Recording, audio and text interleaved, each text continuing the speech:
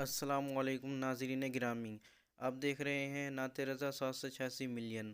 ہم آپ کی خدمت میں ایسے ہی خوبصورت بیانات لے کر حاضر ہوتے ہیں، تو آپ ہمارے چینل نعت رضا 786 ملین کو سبسکرائب کیجئے اور پاس میں لگے بیل آئیکن کو بھی پریس کیجئے تاکہ ہماری نئی ویڈیو کی نوٹیفیکیشن آپ کو ملتی رہے۔ شکریہ۔ اللہ کے دین کے حوالے سے غفلت کا شکار ہے، تو ہمیں معلوم ہونا چاہیے کہ یہ دین کتنا اہم ہے، جس کو دین اسلام کہتے ہیں، جس کو اللہ کا دین کہتے ہیں، جس کو ہم اللہ اکبر، اللہ رب العزت کا نازل کیا ہوا مذہب کہتے ہیں، جس کے بارے میں قرآن کہتا ہے ان الدین عند اللہ الاسلام، اللہ کے نزدیک دین صرف اسلام ہے۔ روئے زمین پر اور فلک کے نیچے اتنی بڑی کائنات کے اندر ایک ہی دین ہے جس کو دین اسلام کہتے ہیں۔ باقی اور جگہ آپ کو کہانیاں ملے گی، قصے ملیں گے، گڑے ہوئی باتیں ملے گی، بے سر و پیر کی جو ہے وہ گفتگو ملے گی، لیکن حقائق اگر کہیں ہیں تو وہ صرف اور صرف اس مذہب کے اندر ہے جس کو آسمان کے رب نے، آسمانوں کے رب نے زمین پر نازل فرمایا ہے۔ اور وہ کیا ہے؟ دین ہے۔ دین اسلام کیا ہے؟ حضرت آدم دین اسلام ہی کو لے کر آئے، حضرت نوح دین اسلام ہی کو لے کر آئے، حضرت ابراہیم و اسماعیل علیہ السلام دین اسلام ہی کو لے کر آئے، حضرت یوسف کی دعوت، حضرت داؤد کی دعوت، حضرت سلیمان کی دعوت، حضرت ایوب کی دعوت، حضرت یعقوب کی دعوت، حضرت ذوالکفل کی دعوت، حضرت عزیر کی دعوت، یہ سارے انبیاء کرام کی دعوت، حضرت عیسیٰ علیہ السلام کی دعوت دین اسلام کی طرف تھی۔ نہ کوئی یہودی تھا، نہ کوئی نصرانی تھا، نہ کوئی اللہ اکبر کسی اور سے تعلق رکھتا تھا، ہر نبی دین اسلام کا دائی تھا۔ اور اللہ رب العزت نے اس مذہب کے غلبے کی بشارت دی ہے۔ قرآن کہتا ہے هو الذی ارسل رسولہ بالہدی ودین الحق لِيُظْهِرَهُ عَلَى الدِّينِ كُلِّهِ وَلَوْ كَرِهَ الْمُشْرِكُونَ، کہ وہ اللہ ہے جس نے دین حق لے کر اپنے نبی، آخری نبی محمد الرسول اللہ کو جلوگر فرمایا۔ اور اللہ رب العزت نے ساتھ ہی ساتھ یہ غیب کی خبر بھی دے دی کہ اللہ فرماتا ہے یہ دین تمام مذاہب پر غالب ہو کر کے رہے گا، تمام ادیان پر غالب ہو کر کے رہے گا۔ مشرکین برا مناتے تو مناتے رہیں، اب آپ اندازہ کریں جس دین کو ہم مانتے ہیں، جس دین کا کلمہ ہم پڑھتے ہیں، جس آخری نبی کو ہم مانتے ہیں، جب اللہ کے رسول صلی اللہ علیہ وآلہ وسلم روئے زمین پر اس دین کو لے کر کے آئے تو اندازہ کریں پورا ماحول مخالف ہے، پورا ماحول خلاف میں ہے۔ اللہ اکبر، کعبۃ اللہ پر 360 باطل معبودوں کا قبضہ ہو چکا ہے۔ کعبۃ اللہ شریف پر کتنا وہ دردناک ماحول ہوگا، کتنا وحشتناک ماحول ہوگا، کیسے حالات ہوں گے۔ اللہ اکبر کہ کعبۃ اللہ شریف پر 360 معبودان باطل رکھے ہوئے ہیں، اور اللہ اکبر انسانوں کو دینے کی بجائے لوگ بے جان پتھروں کے نام پر، بے جان درختوں کے نام پر، بے جان معبودوں کے نام پر قربانیاں دیتے ہیں، خون بہاتے ہیں، ایک دوسرے سے لڑائی جھگڑا ان کے نام پہ کرتے ہیں۔ انسان کس قدر راستہ بھٹک چکا تھا، اور وہ بھی انسانوں میں کون؟ اللہ اکبر، کعبۃ اللہ شریف کے مجاور، کعبۃ اللہ شریف کے متولی، جن کو آل ابراہیم کہلانے میں فخر تھا، وہ لوگ توحید ابراہیم سے دور ہو چکے تھے، دین ابراہیمی سے دور ہو چکے تھے۔ آخر مشیت کو رحم آتا ہے اور اللہ تبارک و تعالی اپنی آخری نبی کو روئے زمین پر جلوگر فرماتا ہے۔ اس لیے کہ میں ابھی میلاد نہیں پڑھنا مجھے ہے، مجھے صرف آپ کے سامنے غلبہ دین میں مصطفیٰ جان رحمت اور ان کے اصحاب کی کیا قربانیاں رہی ہیں تھوڑا سا آپ کی توجہ چاہتا ہوں۔ اللہ کے حبیب علیہ السلام کو جلوگر کیا جاتا ہے، اللہ اکبر، لیکن اب یہاں سے تھوڑا سا آپ کی توجہ اس طرف بھی ہو، جس کو سب کا قائد، جس کو نبی الانبیاء، جس کو سید الانبیاء، جس کو کائنات کی خوشیوں کا مرکز، جس کو کائنات کی خوشیوں کا محور، جس کو کائنات کے دل کا سکون، جس کو کائنات کے دل کا قرار، جس کو کائنات کی آنکھوں کی ٹھنڈک، جس کو کائنات کی روح، جس کو جانے کائنات، جس کو شان کائنات، جس کو عظمت کائنات، بلکہ جس کے لیے کہا گیا لولا کلمہ خلقت الافلاک والارضین، اگر آپ کو پیدا کرنا نہ ہوتا تو نہ ہم زمینیں پیدا کرتے نہ آسمان پیدا کرتے، بلکہ ایک مقام پر یہاں تک فرمایا اگر تمہیں پیدا کرنا نہ ہوتا تو ہم اپنی ربوبیت کا اظہار بھی نہ فرماتے۔ کنت کنزا مخفیا فاحببت عرفا ونفخت فی من روحی، میں تو ایک چھپا ہوا خزانہ تھا، جب ہم نے چاہا کہ ہمیں پہچانا جائے تو ہم نے جان انسانیت محمد الرسول اللہ کو پیدا کیا۔ میرے آقا صلی اللہ علیہ وآلہ وسلم کے دیوانوں، اللہ اکبر، تو مصطفیٰ جان رحمت زمین پہ تشریف لاتے ہیں، لیکن آپ اندازہ کریں حضور علیہ الصلوۃ والتسلیم کو اب کے حوالے سے، یعنی والد بزرگوار کے حوالے سے یتیم پیدا کیا جاتا ہے۔ اللہ اکبر، امی کے پاس صرف 2 سال بطور صحبت رہتے ہیں اور ماں بھی پھر دنیا سے چلی جاتی ہے۔ آئیے اس کی کچھ ایک ہلکی سی جھلک پیش کروں۔ آپ کو والدہ کی صحبت صرف 2 سال میسر آئی اور پھر والدہ کا وصال ہو گیا۔ دادا کی تربیت میں، دادا کے حوالے سے، پرورش کے حوالے سے دادا کے پاس آئے تو اس کے ٹھیک 2 سال کے بعد دادا بھی دنیا سے چلے جاتے ہیں۔ آپ اندازہ کریں، یتیمی پر یتیمی ہے، لیکن ہم یہ نہیں کہتے داغ یتیمی، اس لیے کہ جس کو سید المعصومین بنایا گیا ہو وہاں داغ کا کوئی تعلق نہیں ہے۔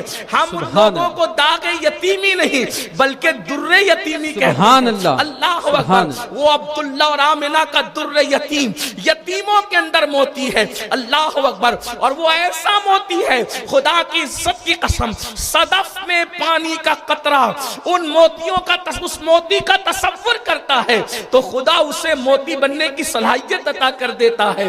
دندانو لبو زلفو رخ شاہ کے فدائی ہے در عدن لال یمن مشک ختن پھول۔ اللہ اکبر، میرے اور آپ کے آقا مصطفیٰ جان رحمت صلی اللہ علیہ وآلہ وسلم 2 ماں کے حوالے سے شکم مادر میں موجود ہیں اور والد بزرگوار دنیا سے تشریف لے جاتے ہیں۔ حضرت سیدنا عبداللہ رضی اللہ تبارک و تعالی عنہ دنیا سے تشریف لے جاتے ہیں، شکم مادر میں صرف 2 ماہ کے ہیں۔ آپ کو اب سے پوچھنا چاہتا ہوں، آخر محبوب کو یتیم پیدا کرنے میں حکمت کیا تھی؟ میرے ایک دوست نے اپنی ایک داستان مجھے بتائی، جب اس نے داستان بتائی تو میں اس داستان کو سننے کے بعد مسکرانے لگا۔ اس نے مجھے غصے سے کہا، تجھے میرے درد کا اثر اس لیے نہیں ہے کہ تو اس راستے سے کبھی گزرا نہیں ہے۔ وہ داستان کیا تھی میں اس کا ذکر نہیں کر سکتا، لیکن اتنا ضرور ہے اس نے جب اپنی داستان سنائی، میں غربت کی داستان سن کے رویا، لوگوں کی یتیمی کی داستان سن کر آنکھ میں آنسو آئے، لیکن اس کی جو داستان تھی درد دل تھا، اس کا تڑپنا تھا، بلکنا تھا، لیکن میں اس پہ مسکرا رہا تھا۔ وجہ یہ تھی کہ جس راستے سے وہ گزر کر بلبلا رہا تھا اس راستے میں ہم نے کبھی قدم ہی نہیں رکھا تھا۔ وہ راستہ کیا ہے، اس کی داستان کیا ہے، اختصار کے ساتھ حضرت سیدنا شاہ نیاز بے نیاز کے جو ہے وہ 2 مصروں کے درمیان اہل عقل اور اہل خیرت کے جہاں اشاروں کے طور پہ بتا دوں کہ بلحوث پاؤ نہ رکھیو اس راہ کے بیچ، عشق ہے یہ راہ گزرے عام نہیں۔ اللہ اکبر، تو میں نے کبھی اس راہ میں قدم ہی نہیں رکھا، تو اس لیے مجھے جو ہے وہ بہت ہلکی سی بات معلوم ہے۔ اس نے غصے سے کہا، تو میرا درد اس لیے نہیں سمجھ سکتا کہ تو اس راستے سے گزرا نہیں۔ یقین جانے تب مجھے احساس ہوا کہ اللہ نے محبوب کو یتیم اس لیے بنا کر بھیجا کہ وہ یتیموں کے ماں باپ بن کر آئے تھے، یتیموں کے غمگسار بن کر آئے تھے، بیواؤں کا سہارا بن کر آئے تھے۔ اس لیے بیوہ ماں کی گود میں جلوگر فرمایا، کیونکہ انسان اگر بھوک سے آشنا نہ ہو تو وہ کسی کی بھوک کا احساس نہیں کر سکتا، انسان اگر پیاس سے آشنا نہ ہو تو وہ کسی کی پیاس کے درد کو محسوس نہیں کر سکتا۔ اللہ اکبر، اللہ کے حبیب علیہ السلام کی ولادت ہوتی ہے اس شان سے کہ آپ اللہ اکبر وہ والد بزرگوار کے وصال کے ٹھیک 7 ماہ کے بعد کم و بیش دنیا میں تشریف لاتے ہیں۔ دادا چچا آپ کو پیار دیتے، محبت دیتے، ماں پیار دیتی ہے اور حلیمہ سعدیہ کے سپرد کر دیے جاتے ہیں۔ 4 سال تک حلیمہ سعدیہ کے گھر رہتے ہیں اور اس کے بعد 4 سال کے بعد جب اللہ کے رسول اپنے گھر آتے ہیں تو 6 سال کی عمر ہوتی ہے اور مقام ابوا میں سیدہ آمنہ خاتون جو ہے وہ دنیا سے تشریف لے جاتی ہے۔ میں نے بار بار سیدہ آمنہ خاتون کے وفات کے واقعات آپ کے سامنے پڑھے ہیں اور آپ نے بار بار سنا ہے، اس کی طرف بھی جانا نہیں، صرف اشارہ دینا چاہتا ہوں اس کا بھی۔ پھر میرے آقا علیہ الصلوۃ والتسلیم 8 سال کی عمر تک دادا کے پاس رہتے ہیں، دادا بھی دنیا سے تشریف لے جاتے ہیں۔ کتنے جنازوں کے پیچھے اللہ کے رسول نے معصوم بچپن میں آنسو بہائے ہیں۔ تصور میں ہم دیکھتے ہیں مکے میں ایک جنازہ اٹھتا ہے جناب عبد المطلب کا، اور حضرت عبد المطلب کے جنازے کے پیچھے جہاں ان کے بیٹے چل رہے ہیں وہیں پر ایک معصوم 8 سال کا زارو قطار روتے ہوئے حسن کو شرماتے ہوئے چل رہا ہے۔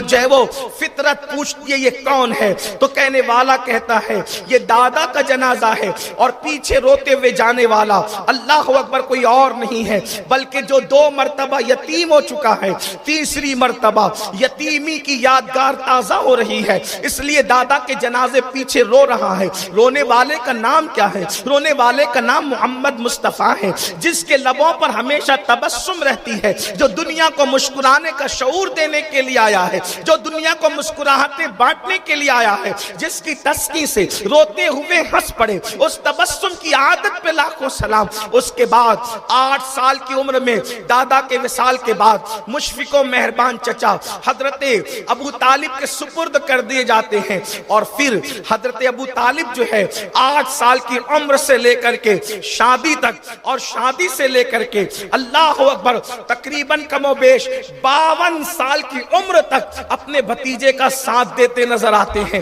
میرے آقا صلی اللہ علیہ وآلہ وسلم کے پیارے دیوانوں۔ پھر اس کے بعد اللہ اکبر مصطفیٰ جان رحمت منزل منزل جو ہے وہ 25 سال کی عمر کو پہنچتے ہیں، اور 25 سال کی عمر میں اللہ اکبر جو خاتون ملکہ تجار کہلاتی تھی، ملکۃ العرب کہلاتی تھی، یعنی سیدہ طیبہ طاہرہ خدیجۃ الکبریٰ رضی اللہ تبارک و تعالی عنہا، ان کے ساتھ نکاح ہوتا ہے، اور سیدہ خدیجہ کے ساتھ نکاح ہو جاتا ہے۔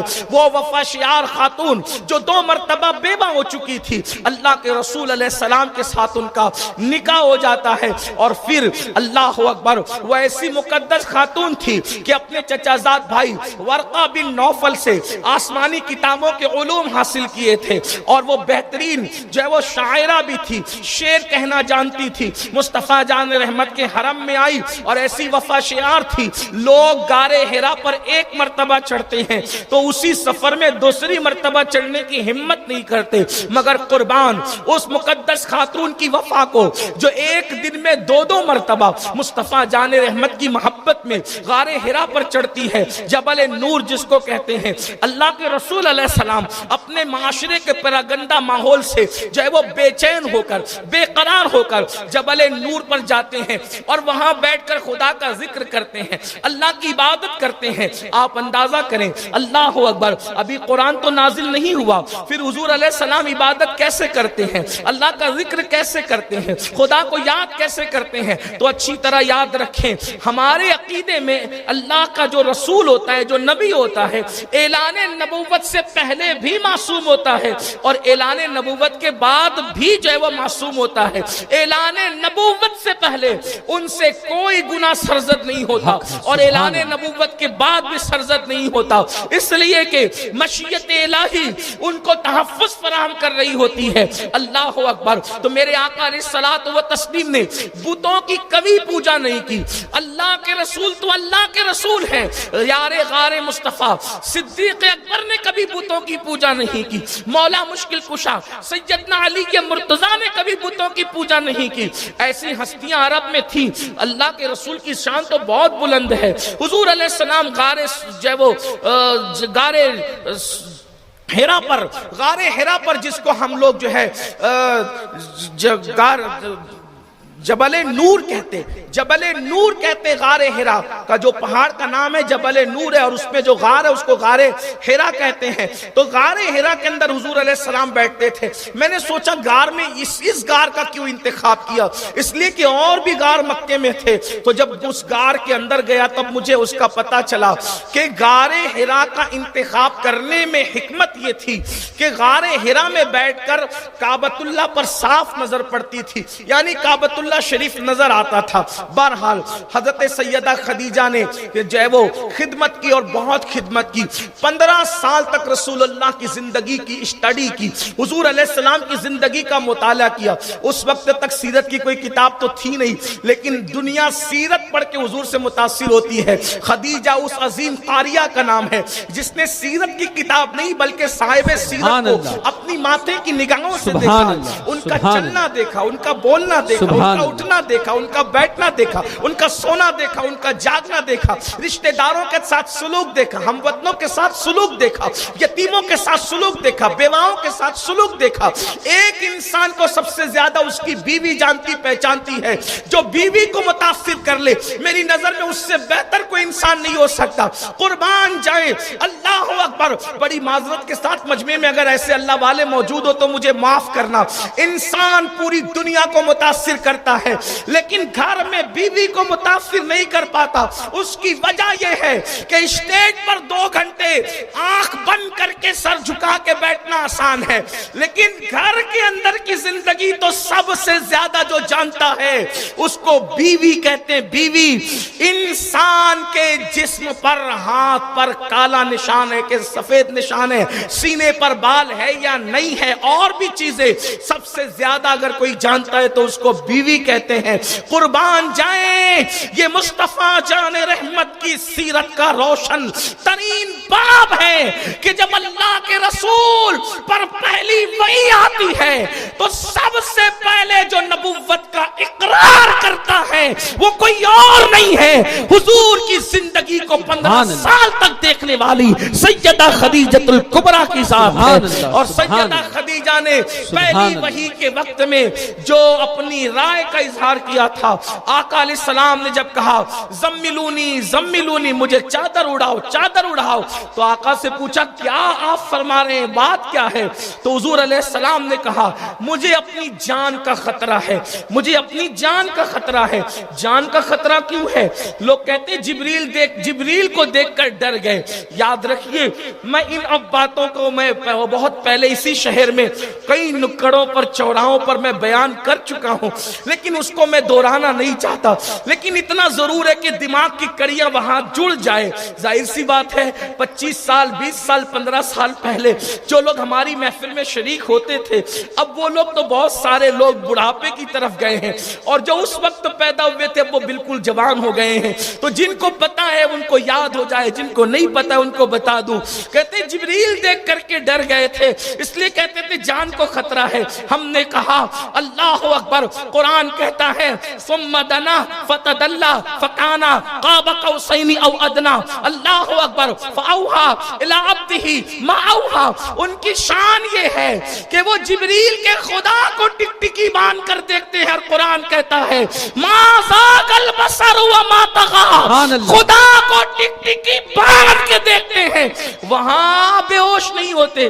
تو جبریل کو دیکھ کر کے کیوں ڈرتے؟ کیونکہ ہمارے عقیدے میں جبریل سید الملائکہ ہے, لیکن ہم کہتے ہیں جبریل خادمہ. سبحان اللہ, سبحان اللہ, سبحان اللہ. جبریل ان کے خادم کا نام ہے, اور خادم کا نام کیوں نہ ہو؟ اس لیے کہ مخدوم کی سواری کی لگام تھامنے والے کو تو خادم ہی کہا جاتا ہے. اور شب معراج حضرت جبریل نے لگام تھام کر کے بتا دیا جبریل سید و سردار ملائکہ ضرور ہے, لیکن آمنہ کے لال کی خدمت کر کے بتا رہا ہے کہ جبریل خادم. سبحان اللہ, سبحان اللہ. خادم کو دیکھ کر بھی مخدوم کو بھی ڈرتا ہے. جان کا خوف کیوں؟ ارشاد ہوا مجھے اپنی جان کا ڈر ہے. جان کا ڈر اس لیے تھا کہ ذمہ داری اتنی بڑی آ گئی ہے. اب آپ کی توجہ, یہ جو میں نے غلبہ دین کی بات شروع کی نا, خدیجہ ذمہ داری اتنی بڑی آ گئی ہے کہ ماں کے ساتھ زنا کرنے والوں کو ملائکہ کا تقدس دینا. کون سی زمین ہے یہ؟ جانوروں کے ساتھ عرب کے لوگ بدکاریاں کرتے تھے, تاریخ اٹھا گیا. ماں کے ساتھ بدیاں کرنے والے لوگ بھی اس زمین پہ موجود تھے. کعبے کا طواف ننگے ہو کے کرتے. ان کے لیے حج وغیرہ کی تاریخیں اپنی مرضی سے مہینہ تاریخ بدل دینا کوئی مشکل کام نہ تھا. وہ اپنی سہولت سے آگے بڑھا دیتے تھے سارے معاملات, مہینے مہینے بدل دیتے تھے. طبیعتوں کے غلام تھے. ان کے نزدیک کمزوروں پہ ظلم کرنا کوئی عیب نہ تھا. ان کے نزدیک بیٹیوں کو زندہ دفن کرنا, ایک ایک قبیلے کا سردار 500 اور 700 اور 900 بچیوں کو اپنے ہاتھوں سے زندہ دفن کر چکا تھا. آج جا کر کے ڈھونڈو اس پرفتن دور میں بھی کہ کوئی ہے ایسا جس نے 900 بچیاں 500 اور 700 بچیاں اپنے ہاتھوں سے دفن کی ہے. نہیں ملے گا شاید کوئی. دنیا کے آج کے دہشت گرد جن کی اسلام مذمت کرتا ہے, ہم مذمت کرتے ہیں, ہمارے علماء ان کے خلاف تقریریں کرتے ہیں, لیکن آج کا دہشت گرد دوسروں کے بچوں کو قتل کرتا ہے اپنے بچوں کی خوشی کے لیے. وہ اتنے بڑے دہشت گرد تھے کہ وہ اپنے بچوں کو اپنے ہاتھوں سے دفن کرتے تھے. کمزوروں کو جینے کا حق نہیں تھا. بیٹیوں کو شیطنت کا دوسرا نام دیا گیا تھا. اللہ کے رسول علیہ السلام فرماتے مجھے اپنی جان کا خوف ہے, یہ ذمہ داری کا بوجھ میری جان برداشت کر سکے گی؟ تو حضور علیہ السلام کہتے ہیں مجھے اپنی جان, جبریل کو دیکھ کر ڈر نہیں. ذمہ داری کے احساس کے بوجھ تلے مصطفیٰ جان رحمت فرما رہے ہیں کہ مجھے میری جان کا اندیشہ ہے کہ کیا ہو ایسے پرفتن ماحول میں, جبکہ کوئی بھائی کسی بھائی کی نہیں سنتا, بیٹا باپ کی نہیں سنتا, باپ بیٹے کی نہیں سنتا, ماں باپ کی اولاد بات نہیں مانتی. اس ماحول میں ایک بات کرنی ہے جو ہزاروں سال پہلے دادا نے کہی تھی اور آج ساری اولاد بھول چکی. ہزاروں سال پہلے کی بات کو پھر دہرانا. کیا دادا ابراہیم علیہ السلام خلیل اللہ نے کہا تھا, جو یہ آل ابراہیم کہتے ہیں بڑے فخر سے, لیکن یہ تو ابراہیم علیہ السلام کے رستے سے ہٹ کر یہ تو آزر کے رستے پہ چلے گئے. آزر کے رستے سے ہٹا کے پھر انہیں ابراہیم کے راستے پہ لا کے کھڑا کرنا ہے, اس لیے اندیشہ ہے. تو سیدہ خدیجۃ الکبریٰ کا بیان تھا آپ اپنی جان کی پرواہ نہ کریں. آپ کی جان کو کیسے خطرہ ہو سکتا ہے, کیونکہ آپ رشتہ داروں کے ساتھ حسن سلوک کرتے. توجہ کریں, یہ بیوی کہہ رہی ہے آپ کماتے رشتہ داروں پہ خرچ کرتے, آپ بیوہ اور یتیموں کا سہارا ہو, آپ کے اخلاق جیسے اخلاق کسی کے نہیں ہیں, آپ راہگیروں مسافروں کی مدد کرتے ہو. سیدہ خدیجۃ الکبریٰ یہ بیان کر رہی ہے. ایک بیوی جس کے بارے میں یہ بات کرے اس سے اچھی ذات کس کی ہو سکتی؟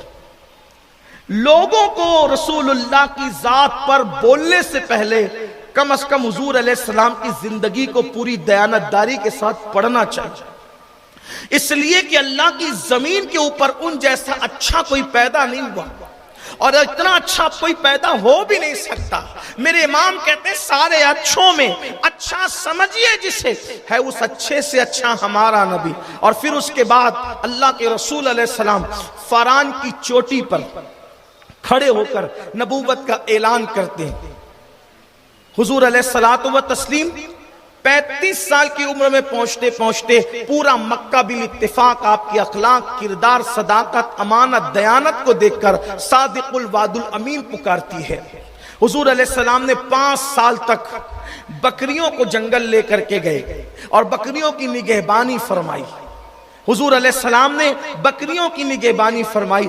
ہر نبی کو بکریاں جنگل میں لے جانا ہوا اور بکریوں کی نگہبانی کرنا ہوا. اس کی وجہ یہ ہے کہ جانوروں میں بڑا بھولا جانور ہے بکریاں. نبی کو پہلے بکریاں کی نگہبانی کروائی جاتی ہے, کیونکہ جو جانوروں کو کنٹرول کر سکتا ہے تو پھر وہ انسانوں کو بھی کنٹرول کرنے کی صلاحیت رکھتا ہے. یہ اور بات ہے, اور نبی بھی جانور لے کر گئے, بکریاں لے کر گئے جنگل, لیکن میرا نبی تو بچپن ہی میں بکریاں جب جنگل لے جاتے تھے حلیمہ کی, تو اوروں کی بکریوں کو جو ہے وہ چرواہا ڈنڈے سے سنبھالتا ہے, ہاتھوں سے سنبھالتا ہے, مخصوص لب و لہجے سے چیخ پکار کے سنبھالتا ہے. لیکن حضرت شیمہ کہتی ہے کہ جس وقت میرے بھائی محمد ہمارے ساتھ چلتے تھے تو بکریاں بھی ان کے ارد گرد چلا کرتی تھی. یہ معجزہ ہے حضور علیہ السلام کا. بہرحال تو حضور علیہ السلام نے جب نبوت کا اعلان کیا تو جو لوگ صادق الوعد الامین کہہ رہے تھے وہی لوگ کبھی رسول اللہ کو مجنون کہتے ہیں. معاذ اللہ ثم معاذ اللہ. مجنون کا مطلب آپ جانتے ہیں کہ آج کل لوگ یعنی کہ عربی میں مجنون پاگل کو کہتے ہیں، استغفر اللہ، اللہ اکبر، اس عظیم ہستی کو پاگل ہونے کا طعنہ دیا جا رہا ہے جس کے تلووں کا بوسہ دے کر عقل کو معراج نصیب ہوتی ہے۔ اتنی عقل مند ہستی اللہ نے دنیا میں پیدا ہی نہیں فرمائی، بلکہ اللہ اکبر عقل و خرد جس کے تلووں میں آ کر کے معراج پاتے ہیں، عروج پاتے ہیں اور آبرو پاتے ہیں اور اعتبار کا مقام حاصل کرتے ہیں، اس ہستی کو مجنون ہونے کا طعنہ دیا گیا۔ کوئی کہتا ہے یہ شاعر ہے، یہ شاعری کرتے ہیں، کوئی کہتا ہے معاذ اللہ یہ جادوگر ہیں، لوگوں پہ جادو کرتے ہیں، غرض کے الگ الگ بات کرتے تھے۔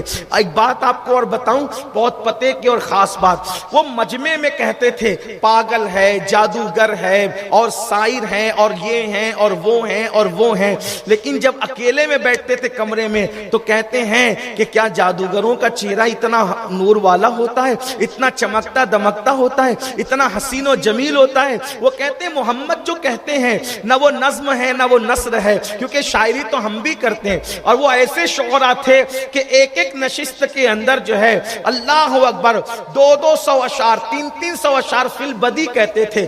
عرب کی جاہلیت کی شاعری کی تاریخ اٹھا کر کے پڑھیں، اللہ اکبر، آپ کو پتا ہوگا فی البدی اشعار کہتے تھے، وہ کاغذ قلم لے کر بیٹھنے والے شعراء نہ تھے، بلکہ وہ فی البدی اشعار کہتے تھے، ان کا ذہن اتنا تھا، دماغ اتنا تھا، لیکن جب وہ تنہائیوں میں بیٹھتے تھے تو کہتے تھے شاعری تو ہم بھی کرتے ہیں، لیکن محمد جو کہتے ہیں وہ شعر نہیں لگتا، وہ جادوگری نہیں لگتی، وہ کسی غیبی طاقت کا کلام معلوم ہوتا ہے۔ تنہائی میں کہتے تھے۔ ایک بات یہ بھی آپ کو کہوں، آج اگر اسٹیجوں سے رسول اللہ کے خلاف بکواس ہوتی ہے تو جیسے وہ اپنا اقتدار بچانے کے لیے جان بوجھ کر بکواس کرتے تھے، ویسے آج کا انسان بھی اقتدار کی خاطر حضور کو گالی دیتا ہے، ورنہ اپنے دل میں بھی وہ جانتا ہے جیسے محمد ہے ویسا کوئی ہو ہی نہیں۔ سبحان اللہ، سبحان اللہ، حق ہے، اپنے سبحان نبی اللہ، کی عظمت کو سب مانتے ہیں، سبحان لیکن اللہ، صرف اقتدار کے تحفظ کے لیے لوگ رسول اللہ کو گالیاں دیتے ہیں۔ جانتے ہیں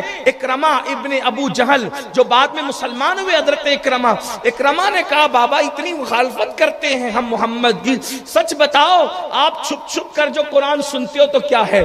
تو تب بیٹے کو سچ کہنا پڑا، کہا بیٹا اس کلام میں جو تاثیر ہے وہ میں نے کہیں نہیں سنی ہے۔ یہ بات گھر میں ہوتی تھی لیکن باہر تو اکرمہ نے کہا ابا جب تمہیں معلوم ہے کہ وہ سچ کہتے ہیں قبول کیوں نہیں کر لیتے؟ تو کہا کہ سارے اقتدار تو ان کے خاندان میں بنو ہاشم میں۔ یہ جملے یاد رکھنا، آگے آپ کو سمجھنے میں کام آئے گی بات، انشاءاللہ اس کی وضاحت میں کروں گا۔ بنو ہاشم کیا ہے، قریش کیا ہے، عبد مناف کیا ہے، اسی طریقے سے بنو امیہ کیا ہے، بنو ثقیف کیا ہے، یہ آگے چل کر کے کچھ قبیلے پر باتیں ممکن ہو سکتی ہے، اس لیے آپ کو آج کی گفتگو ذہن میں رکھنا ہوگا۔ تو کہا کہ سارے اقتدار تو بنو ہاشم کے پاس ہے، ہمارے پاس تو کچھ ہے، ہمارے پاس تو کچھ ہی ہے، اگر ہم جو ہے وہ ان کو نبی مان لے تو پھر ہماری سرداری چلی جائے گی، غلامی کرنی پڑے گی، بنو ہاشم کا احترام کرنا پڑے گا، اور پھر اس نے قبول کرنے سے انکار کیا۔ یاد رکھنا اسلام کی حقانیت کو سب پتا، سب جانتے ہیں کہ محمد الرسول اللہ کی شان کیا ہے، قرآن زندہ کتاب ہے، کلام الہی ہے، لیکن آج صرف اس لیے اسلام کے خلاف بول لیتے ہیں کہ ان کی کرسیاں گرم ہو جاتی ہیں، ان کو کچھ اقتدار مل جاتا ہے، ان کو کچھ مقام مل جاتا ہے، ان کو کچھ مرتبے مل جاتے ہیں، مگر یاد رکھنا دنیا 2 دن کی ہے۔ او دنیا کے ابو جہلو ذرا دیکھ لو اقتدار کے نشے میں محمد الرسول اللہ سے دشمنی کا نتیجہ ابو جہل کو کیسے بھگتنا پڑا، جیسے اس نے بھگتا ہے دنیا کے ہر ابو جہل کو اسی منزل کی طرف جانا ہوگا۔ اور اگر حقیقی عزت چاہتے ہو تو صدیق و فاروق نے خاندانی وجاہت نہیں دیکھی، محمد الرسول اللہ کی سچی غلامی کی، اس غلامی کا نتیجہ ہے کہ آج بھی صدیق و فاروق کا نام اس وقت تک اللہ اکبر خطیب منبر سے نیچے نہیں اترتا جب تک کہ ان بزرگوں کا نام احترام سے نہیں لے لیتا، اور خطبے میں ان کے نام نہیں پڑے جاتے۔ کہاں ہے وہ بڑے بڑے سردار کہلانے والے؟